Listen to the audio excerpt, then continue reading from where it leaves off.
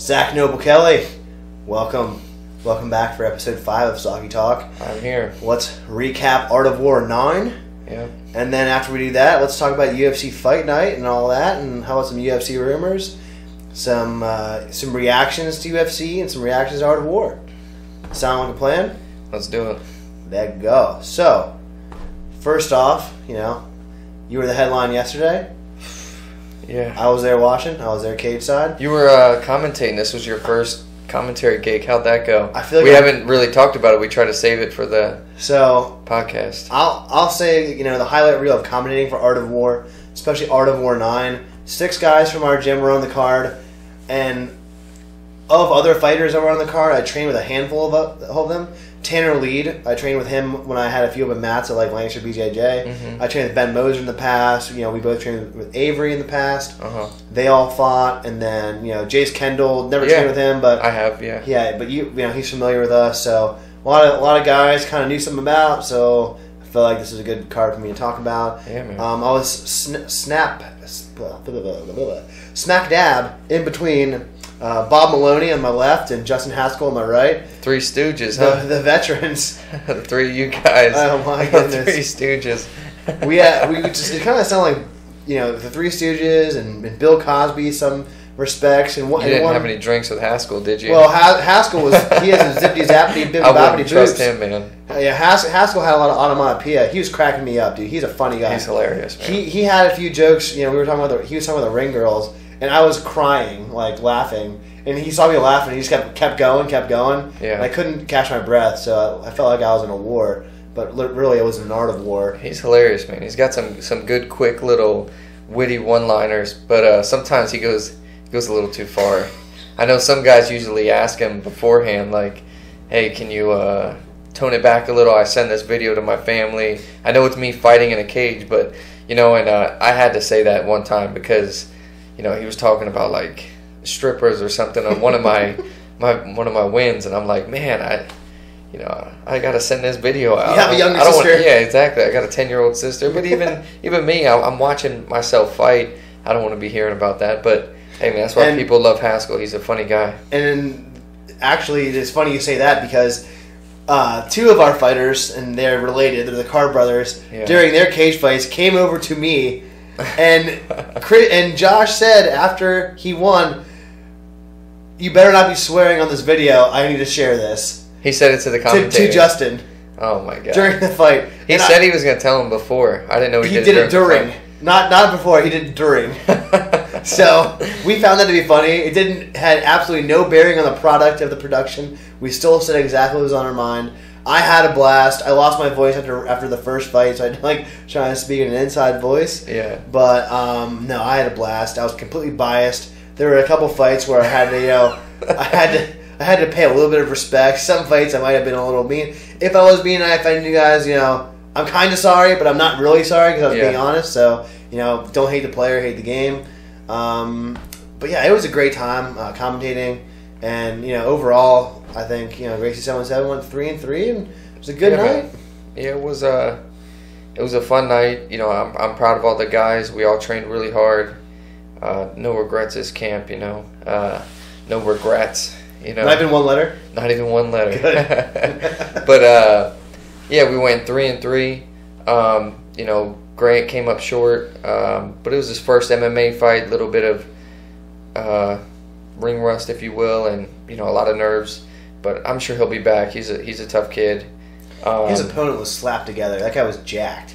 Yeah. He was the biggest 133-pound human being I've ever seen.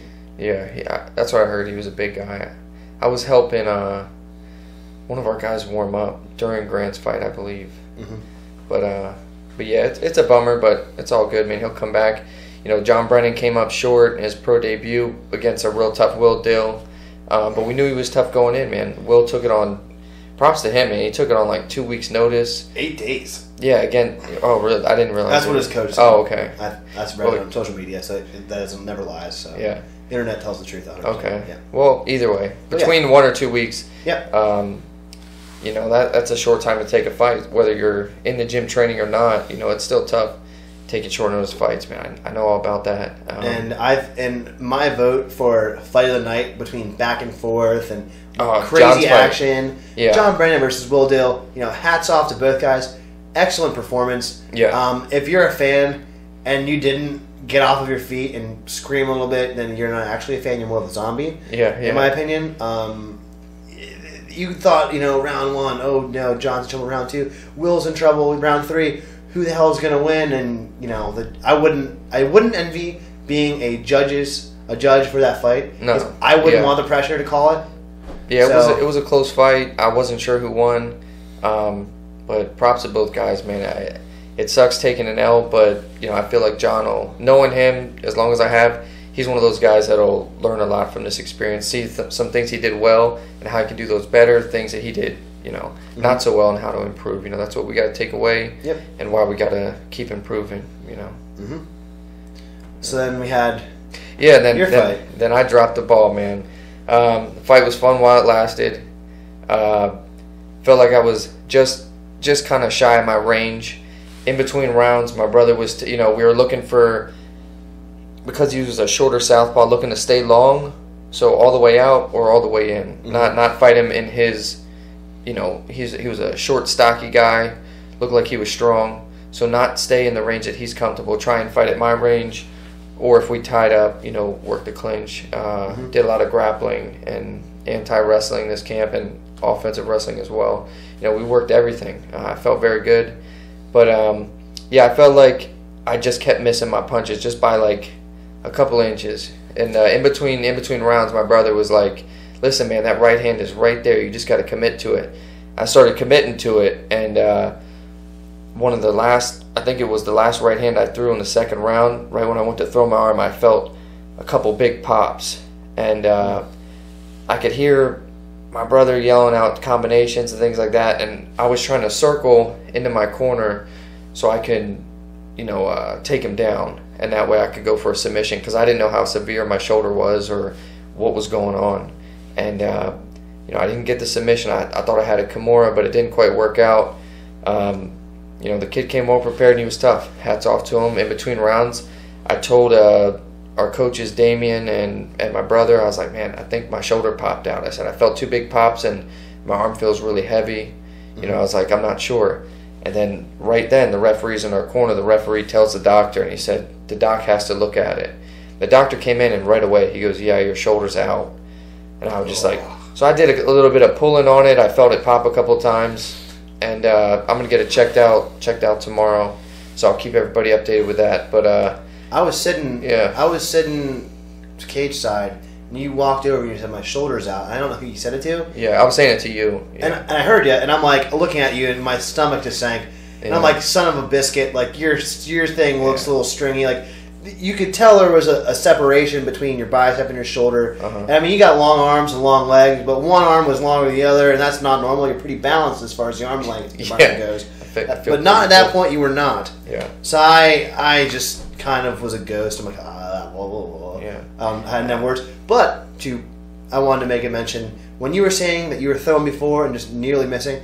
I felt wind from the cage of how much force, like almost like clapped this guy's dome, and I literally was like, "Oh man, it's kind of refreshing." Like, I was trying to cool you off, man. You looked a little sweaty. You looked like you're even out of shape for commentating. Look, I had some of these chocolate chip cookies and pretzel twists, and all those carbs that I had. I mean, thank you. Man. I sincerely was sweating. Speaking of carbs, man, jeez, I got 4 gallons of ice cream. I heard. Ah, man, I got a lot of stuff, man.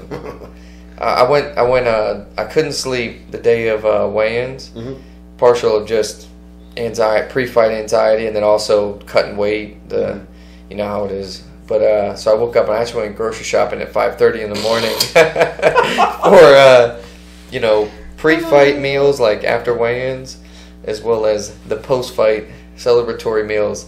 And the first thing the cashier said to me was, "Wow, it looks like someone's having an ice cream party."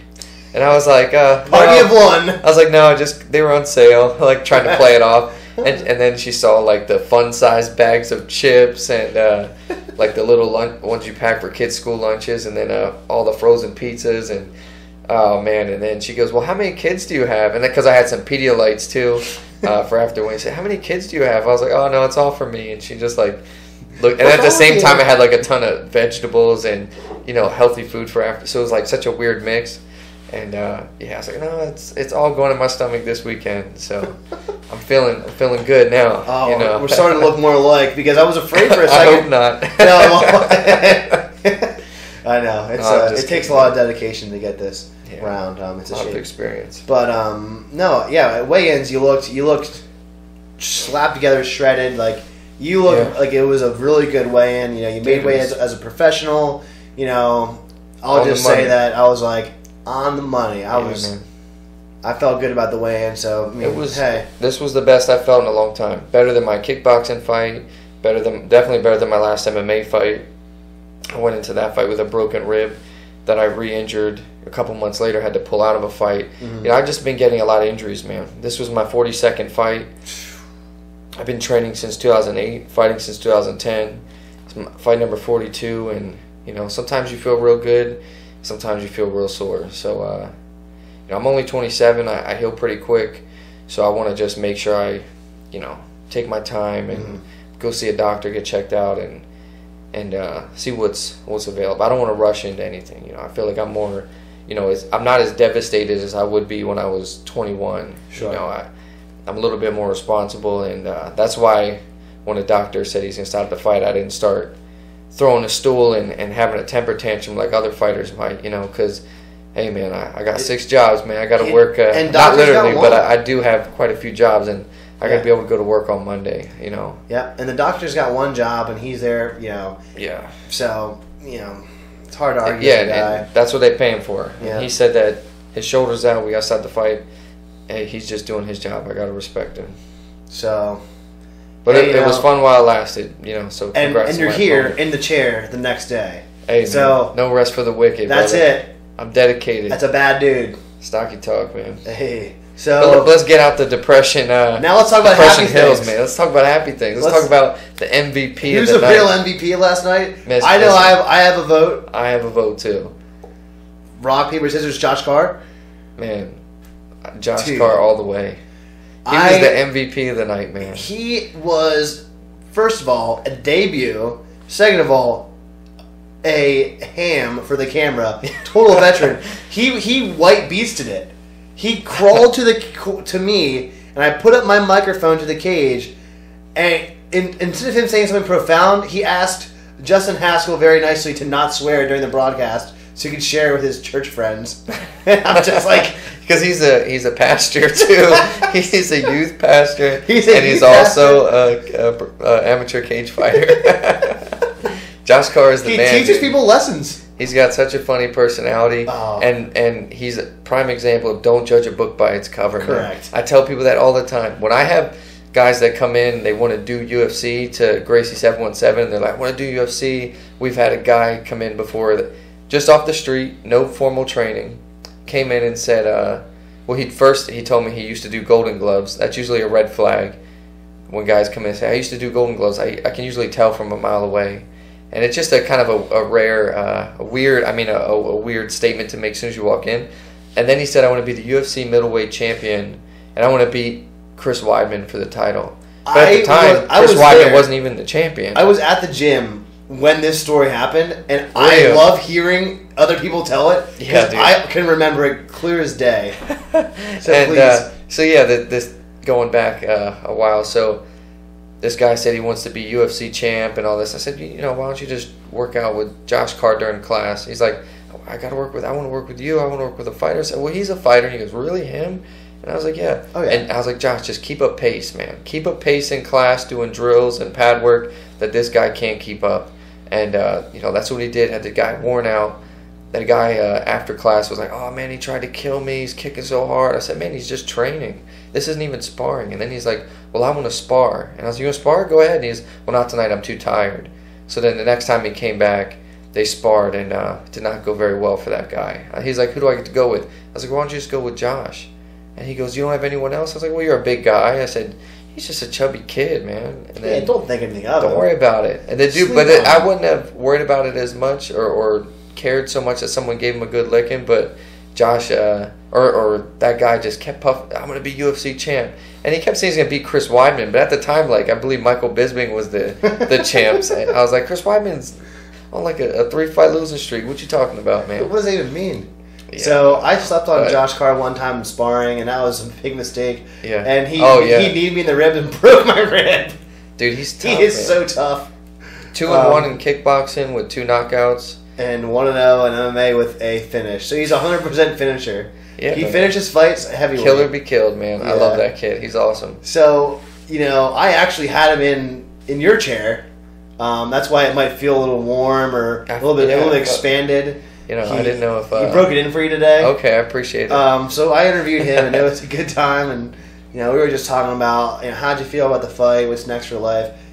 Rumors. Any backstory you wanted to share, but I think some of the things that he did well. The reason why he was the MVP, in my opinion, is he walked out to ELO, Mr. Blue Sky. Yeah. And just grinning ear to ear like a psychopath. He loves it, man. He loves this. He loves this shit. He gave me a big hug before the fight. He said, I love you, man. I told everybody, man. I warned everybody a long time ago. Josh is going to be a face and a staple of Art of War, man. He's perfect for it. Throws it in the air. Yeah. Like, the guy's like WWE style promotion for himself. Yeah. Walks in the cage and, talking to us during it. And he's like, after he won, he cocked a gun, shot his opponent, and put it back in his holster. It was a finger gun. I'm like, there's a lot of memes I look at that say finger guns are the,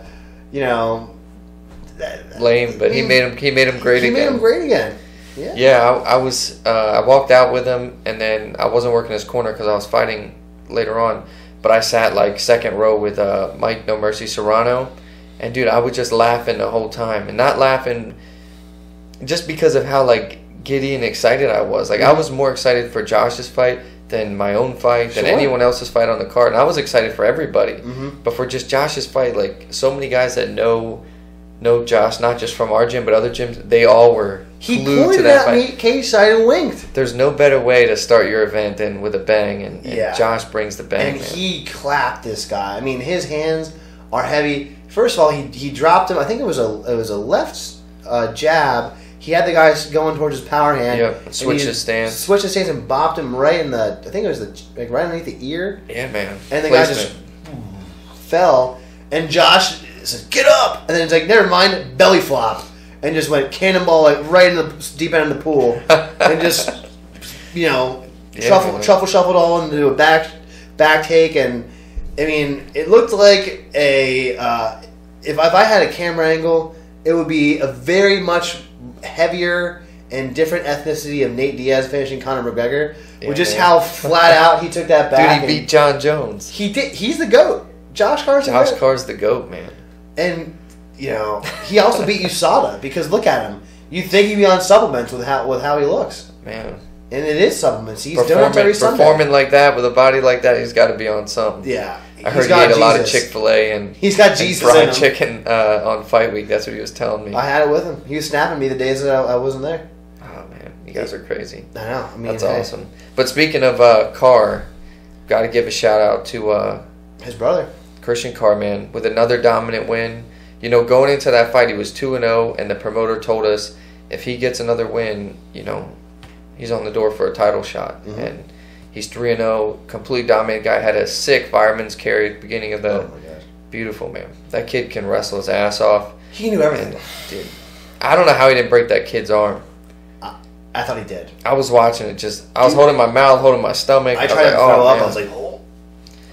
I was screaming during that fight saying his arm is broken. Yeah, dude. Because wearing a cup and doing a arm lock gives you, I don't know what the word is, a deeper fulcrum. Yeah. Totem pole, I think. Yep. And then you can extend the arm, and he had it right here, and his wrist was lower than his elbow. So unless this guy is freakishly flexible, like if my wrist ever passes the plane, I don't think he is. I just think it was adrenaline, because in the locker room they talked, and he's like, I should have tapped. He's like, because I'm really feeling it now that the adrenaline's coming down.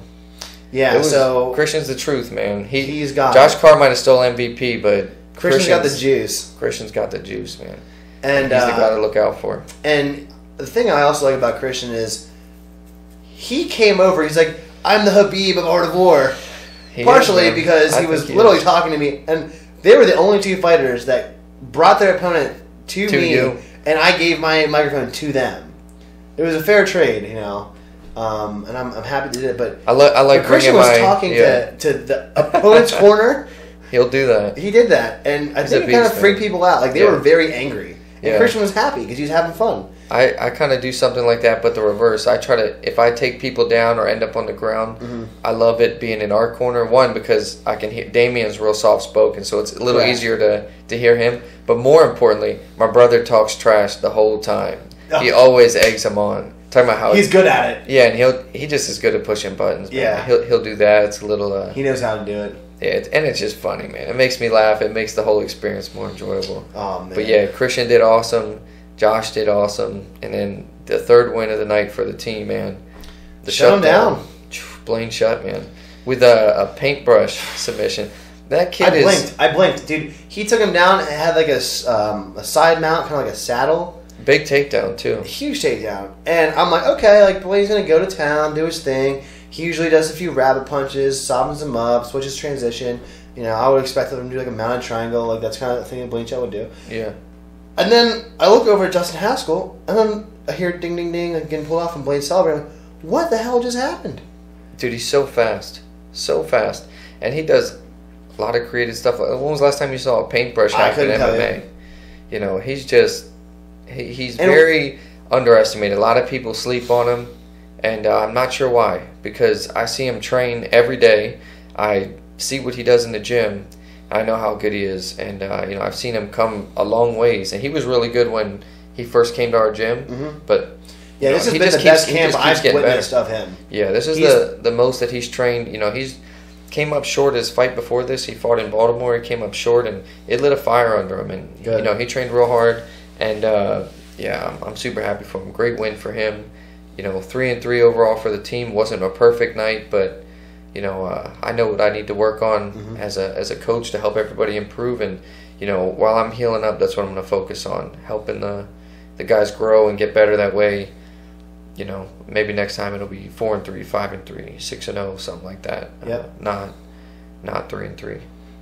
And you know, I think the other thing, Zach, that we have to give credit to is this was the most stacked regional MMA card I've ever seen. It was awesome. There was four professional fights. I'm jealous you got to see them all. I only got to see just a couple because I was always either warming up or helping people warm up. It was, from a fan perspective, just there was not a boring fight. I can't wait for the videos to drop. Yeah.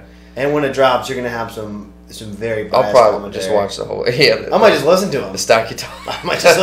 I mean, it's going to remind me of this great YouTube channel that I'm producing, Stocky Talk with you. You know, yeah, it's going to be like that, but with like good video and better sound production. I mean, definitely. Shout out to Mike Bickings for having a nice audio mixer. I was blown away. It's like, damn, there's levels of this shit. So, but yeah, Art of War. I mean, it was a good time, man. Yeah. Look forward to their next one in Philly. Hopefully, I'm commentating that or cornering some guys. If not, I'll hopefully be in attendance, man. I love those shows. Yeah, I wouldn't want to miss it at all. It's gonna be a great show, man. Massacre. Gotta check that out. Shout out to Mike Bickins and Art of War Cage Fighting. Yeah, thanks, Mike. So let's see. Art of War was cool, but what do you think about UFC Fight Night? What's the reaction? What's the UFC recap? Out in Colorado, Rocky Mountain High, old Cowboys' backyard. Yeah, man. Cowboy Perry co-main event. Man, Cowboy's like been my favorite fighter my entire career, man. That guy's like used to be my hero. So it was good seeing him after going on a rough skid and all the drama that came with the Perry fight and against Mike Winklejohn and stuff like that. See him get that win. Vicious armbar. He's like the Stone Cold Steve Austin of the UFC. Yeah, I'd say so. I mean, he's just a bad cowboy. Fan favorite.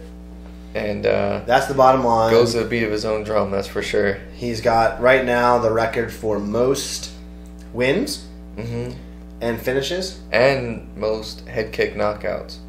It's either 3 or 4. And how many wins does he have total? 21. Yeah, either 20 or 21, and 15 finishes. I think it's 20 and 15, but I could be. It's something like that. More than anybody else. Yeah. So and Mike and Perry. he called out Ben Askren, saying he'd beat him up and embarrass him.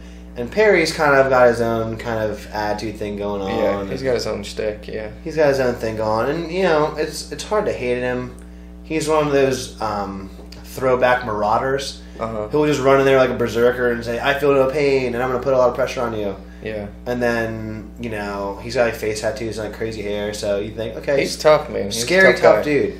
He's nuts. Just the right amount of crazy for a cage fighter. And he was mocking Cowboy style with like doing this and like pretending to throw like high kicks. In the warm up. I don't know if you saw that. Yeah, the pre-fight. Like completely throwing shit on Cowboy, and Cowboy's like, "Hey, man, kind." Yeah, he's just like whatever. He's like, whatever. You gotta think. Stoney's a veteran, man. He's been in the game a long time, and the shit talk and the banter, man, it doesn't get to him. You know, right? Just comes with being a mature veteran. You know that maybe back in the day when you're a young kid, you get worked up when you hear that kind of stuff. But when you're older, he's like, I don't even watch fights. The only time I watch fights is if it's my teammates. He's like, man, I have a kid. I'm out having fun. I'm doing this and that. He said, just call me and I'll show up. I'll fight. I'll put on a show. And unfortunately, he had to fight. You know, also with his ex-trainer or ex-coach, something like that, with Winklejohn, and the drama with Perry joining the team and stuff, and him splitting. But it's just good to see him get a win, man. Especially in his backyard. It's awesome, man. So happy for him. And sick armbar, and some cool memes are going to be made. I mean, his face, it was a belly down armbar, and that's pretty much, doesn't get much tighter than that. No. Like, yeah. So yeah, Mike Perry's probably not going to be fighting Ben Askren. No, I doubt it. Which is cool, but and Cerrone says he's going to go down to 55. Who's he fighting at 55? I don't know. He said that they already offered him a name, so I don't know. I think him and Ferguson would be awesome. Him and Dustin Poirier would be awesome. Maybe a Nate Diaz rematch, but I don't even think the UFC wants to deal with Nate Diaz. Nate Diaz is, I'll believe it when I see it. I mean, yeah. I'm a fan, but I would like to see him and Tony, or him and Poirier, or Poirier and Tony. One of those three fighting each other.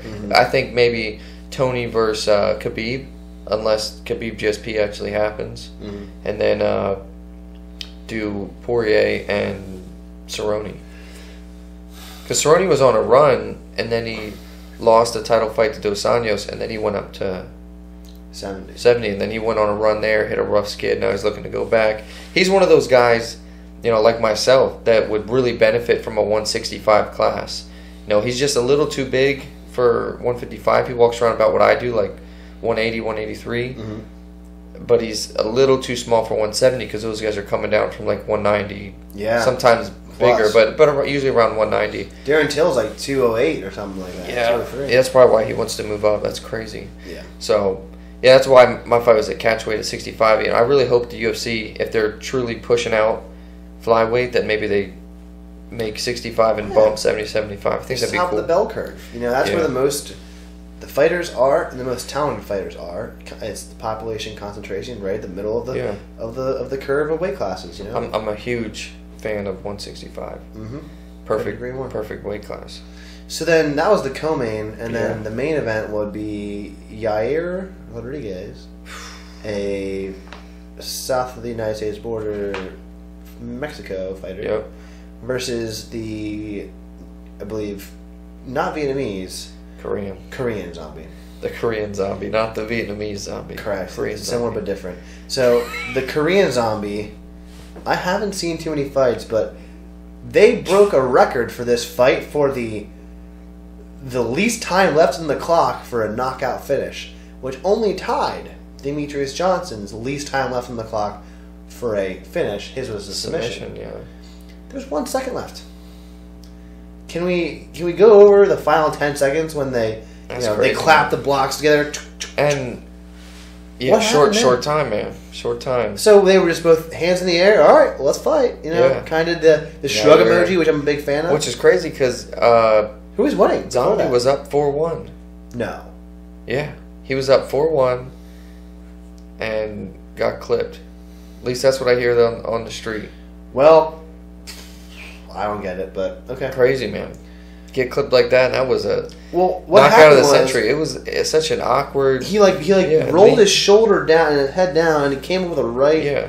It seems like something you'd see in like a karate studio that'd be attached to like a strip mall. Like, hey, in this situation, you strike the groin with your forehand, and then you get him in the chin with your. It's one of those old school kung fu moves that you're like, that would never work. But it and did. Then he went not just one, but the time that he won, the fight that he won, the main event. It was just 1 in a million shot. That's going to be talked about forever. You know, sure. That's a legacy knockout right there. Knockout of the year all the way. Right now, easily. Yeah, nothing's topping that, man. That's insane. That was sick. Like, that was, people say, 12-6 elbow, frowned upon. John Jones, you didn't get disqualified against Matt Hamill, frowned upon. Yeah. 6-12 elbow, all day. Super glorious celebrations, and let's put you on the highlight reel. Well, defies gravity. Crazy. You know? Crazy. That was awesome, though. Mm-hmm. So, I wonder what's next for Yair. Probably a little time off. If it was a 5-round fight, probably banged up. Maybe possibly do that Zabit fight, or maybe give Zabit somebody else. You know, if we get... Is Zabit with the Habib train of practicing Ramadan? Yeah. So you can't really fight from, May to, like, September-ish? Something like that, yeah. That'd be a good time frame. April, man. Zabit versus Yair Rodriguez. Maybe give Zabit a January fight, and then get him tuned up so he can get on the recovery train and have them both like equally fresh for April. Would be sweet. Be sick, man. I'm a big Zabit fan too because he's crazy. But if you get sick, I like Yair. I like Zabit too. I like them both. That'd be a sick fight. If you just stick two types of crazy in the same cage, I just want to see what happens. Yeah, be awesome. So that was a good UFC fight night, free one. I was happily more preoccupied watching Art of War 9 and being able to react to that and recap that, speak intelligently to it because it's support local regional MMA. Yeah. But UFC is great, and I guess we can just kind of prospect on what's going to go on in the future and what sort of rumors are in the mill right now. Well, speaking of fights, it's been announced. One person that wasn't on the hit list via Twitter fingers itching is now the confirmed opponent. Ben Askren. Funky Ben Askren. Versus Robbie Lawler. Ruthless. Jeez, man. I don't know what to say. I think it's Dana White. Dana White going, I got a bunch of money. Yeah, I'll bring you over, but I'm going to give you the toughest matchup that you can get outside of Woodley, which they're not going to do for obvious reasons. So what's the toughest match outside of Woodley? You don't want to give him Wonder Boy. So I feel like there's still some juice he could squeeze from Wonder Boy. And also, what if Askren does get him down and control just exposes Wonder Boy, and he doesn't look like so wonderful anymore. He looks like average boy. Yeah. And Till wants to go up to 85. He's calling out Anderson Silva. And UFC like loves that. Till. And they're on the hype train. He's young. So they're like, what old line is a low risk, a high reward? There's Robbie Lawler. We could still make some money off him. That's what I think they're doing. But man, it's a tough matchup. I gotta see how the build up goes and maybe see some training or something before I make my official pick. But man, I don't know. That's a tough one for both guys. Yeah, I think that the thing that Ben Askren has going for him is that Robbie Lawler was in some brutal wars. Let's talk about Robbie Lawler versus Rory McDonald. One of the greatest fights of all time. The Red King, and then Robbie Lawler, I was at your house. I think I saw that fight with you. I think so too. And like, what is it a glitch on your television? No, that's a deep cut on his lip, and he was like mush mouth. That was so gross. He couldn't even talk. Shit's crazy.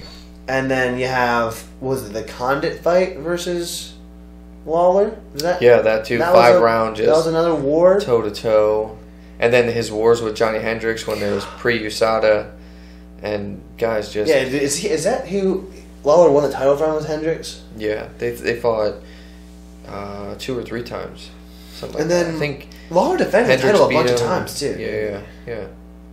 But he's one of those. He's one of the goat welterweights. He's a really good Madden player too. What's that? He used to be a professional Madden NFL player. He's a really good gamer. Oh, gamer. Really? Playing Madden football? Never heard that. I mean, I could also be full of shit, but...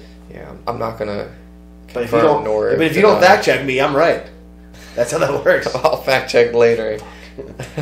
Because I don't know. I can't picture ruthless Robbie Lawler playing a football video games. The last countdown video I saw, he said he doesn't watch or play any sports other than fights UFC and then goes fishing and shit like that. But maybe he plays a lot of video games. Just try to fly the one on the radar.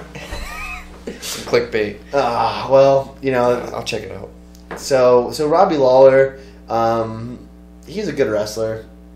Yeah. He's good enough to sprawl and brawl, and I don't like to see Funky Ben in I think that situation. But I think the thing with Funky Ben too is that he's really good at tactfully picking apart people with words. Yeah. And he likes and respects Robbie Lawler, so he's probably not going to do that to the same degree he would do to, I don't know. I think he will.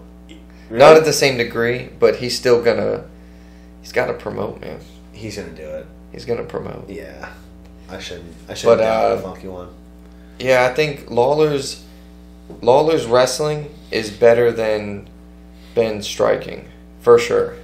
I think Lawler has lost to good wrestlers. He lost to Tim Kennedy, I think, in Strikeforce, and a couple other good wrestlers that were able to control him. But Askren's, he's never lost, but his stand-up is not very good. It's definitely not the level to Robbie Lawler. So if Lawler's wrestling's good enough to stop Askren's takedowns, it could be a really bad night. But man, if Askren can do it, man. If anybody could do it, it's Askren. It's him, yeah. It's Askren, man. Yeah, so we'll see. I mean, We'll see. neither of them are spring chickens. I saw some Askren media that said basically that Robbie Lawler was in the UFC while Askren was still in high school. That's Lawler's crazy. a vet, dude. He's a vet. That is insane. Lawler's up there with like Cerrone. Didn't they fought not long ago? Yeah, Lawler won. Yeah. That was a war, wasn't it? Yeah, 3 rounds. Wish it was 5. Man. Yeah, I wish it was 5. I think because then it wouldn't have gone 5. Yeah. It was a good 5. Or it was a good 3 rounds. I would have just wanted to see 5, but they were giving some brain damage to each other, like it was trade bread. Yeah, like it was Christmas.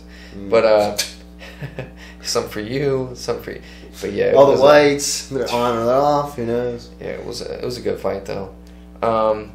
Yeah, we'll see. We'll get more in depth previews with that one. Another rumor I heard is that they're going to dissolve the 125-pound weight class, which is something that you predicted. I think in one of our first episodes. Yeah, I don't. Yeah, it was more. Yeah, that's the word on the street, man. That's a rumor. It's not doing a lot of buys. Also, now they're saying Henry Cejudo versus Dillashaw, which we talked about, but they're going to do it at 25 because Dillashaw is chasing legacy, wants to be part of that group. It's a small group of guys that won belts in multiple weight classes. Mm-hmm. But, I like the Dillashaw-Cejudo matchup. I love it. I'm definitely pulling for Dillashaw. I'm a big Dillashaw fan. But it favors Cejudo more at 25 just because we know he can make that weight. Mm-hmm. I'm sure Dillashaw can do it, but can he do it as healthy and smart as a smaller guy could? I don't know. Yeah, we'll find out, man. Can't call it. I'm rooting for Dillashaw. I'm a big TJ fan. Yeah, another one of my faves. I think it'll be interesting. A lot of good fights to preview and. There's like 6 weeks until Christmas, ish. UFC is making it. So hopefully that we have the end of the year comes out, finishes strong. Yeah, there's a lot. I know this quarter, this last quarter, quarter 4 for UFC has been great. Yeah. Every fight's been dynamite. So, but yeah. And with that being said, I guess we recapped Art of War 9. Yep. We gave our reactions to Art of War 9, and we recapped UFC Fight Night. Gave our reactions to UFC Fight Night, and talked about UFC rumors. And I think the only thing left to do is just say, look, for regional MMA, we've got the Valentine Day Massacre, February 15th. That's the next Art of War 10. Art of War 10. 2300 Arena. Philadelphia, South Philly. Go down there and give me a cheesesteak. I was down there yesterday. In Philly? Yeah. Nice. I went down there to go to Balance HQ. Get out. Oh, yeah. Saw Damien get his second stripe in his black belt. Oh, that's right. That's right. And then I... got to hit him up. Speaking of Road to Rogan, I rolled with Lex Friedman. He got his black belt. Oh. And he was on Joe Rogan JRE, 3 weeks ago. Yeah. I listened to that one. Yeah. That's he was wearing a white gi. We're all wearing white gis. Yeah. I rolled with him, and it was like his 14th roll in a row, and I was like, beast. I'm in. Like, you're getting a black belt. You're kind of maybe a little tired. I have a chance. It was a lot of fun. I rolled with a bunch of different black belts and That's awesome. people that were either getting the black belt or getting a stripe on it. And Was Basil Hefez there? Yep, He got his black belt. Yep. I've rolled and sparred with him a couple times, man. He is a beast. He's tough, man. Dude, his hands and feet are like not human hands. He's so strong, dude. They're huge. His bone structure is huge. Yeah, he's a strong dude. Dude, it looks like he's got like, it's like a reverse Hobbit. Mm-hmm. So like Hobbits have like huge feet and like small bodies, but he's got a big body and. I was just watching Lord of the Rings. Dude, literally before I got here. He's like a good guy Urukai. Yeah. You know, those like crazy orc elites. Yeah. But he's not like an orc. He seems like a really nice guy. But I wouldn't want to fight again. I don't want to fight him. No. Basil's tough, man. I'd love to see him get on one of these Art of War shows. That'd be huge. Oh yeah. He's got a good following, man. He's a tough kid. That's I talked to Basil. I said, hey, he was actually sitting with Damien. They were talking, and I was like, I am friends with two of your best friends from growing up, JW, aka Kraydub, and the homie Bill. He's like, what? And I was like, yeah, man. They were in my good friend Ian, who you met. Ian Steckel. He got recently married. Yep. They were in the bachelor party, and they're like, yeah, we went to school with Basil. I'm like, small world. Small world. So, cool. Yeah. So it was a good day. Lots of rounds of jiu-jitsu. But yeah, we got Art of War 10 coming up, Valentine's Day, and until then, we're just gonna keep on and just talking about what we're talking about. So let's do it, man. No rest. I think good times, and thanks everyone for watching, and subscribe to our channel. Let's do it.